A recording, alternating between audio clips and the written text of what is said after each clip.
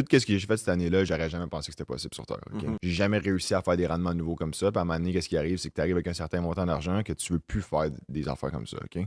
C'est pour ça que je parle plus de maintenant, qu'est-ce que je fais, où je suis rendu. À un moment donné, il y a aussi le côté privé. T'es en ligne, le monde qui te questionne trop, fait qu'à un moment donné, ça devient personnel. Chaque mois, mon idée, c'est que j'étais fier de présenter mes résultats si j'allais voir un fonds d'investissement. À toi-même, là. Ouais. On s'entend, là, Mais moi, c'est dans ta tête. mais je bâtissais des rapports avec des lettres aux investisseurs que je m'écrivais à moi-même. Hey, on a-tu ces lettres-là quelque part? Je peux te les retrouver. Ah oui, hey, ça serait bon. Je pense que le monde va vouloir avoir C'était ça. assez spécial. J'étais vraiment Ah spécial. oui, Warren Buffett style. Là. Tu louais-tu une salle, là, genre une salle de 3000 personnes, t'étais tout seul dedans, puis t'allais parler? Mic check. Non, Mic je te le check. dis, j'étais en sous-sol chez mes parents. Là. Je faisais de l'argent comme de... C'est incroyable. J'étais en sous-sol chez mes parents. Anyway. OK. Fait que ce mois-là que j'avais développé une stratégie américaine. Faut pas oublier, la COVID, c'était un moment unique, je pense, d'opportunité. Il y a du monde qui ont fait plus d'argent que jamais à la bourse. Ouais. Ça va jamais se répéter, selon moi, dans l'histoire. Ouais. Ou à moins qu'il y ait quelque chose d'autre qui se produise comme ça.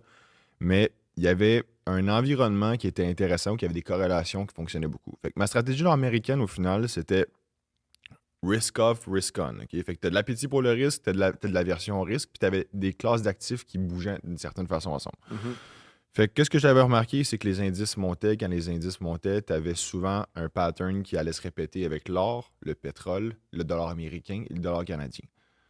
Okay? Fait que quand, mettons, Fait que là, j'avais... tu identifiais ce pattern-là. J'utilisais toujours les corrélations entre ces différentes classes d'actifs-là. Fait que, mettons, tu sais, il y avait le pétrole qu'on s'entend durant la COVID, ça avait fait massacrer. Là, okay? Ouais. Tu avais été dans le négatif. Ouais. Fait que le plus que tu avais de chances de réouverture, le plus que tu avais de l'optimisme pour la consommation de pétrole, le plus tu avais d'optimisme pour les indices boursiers à cause de différentes raisons.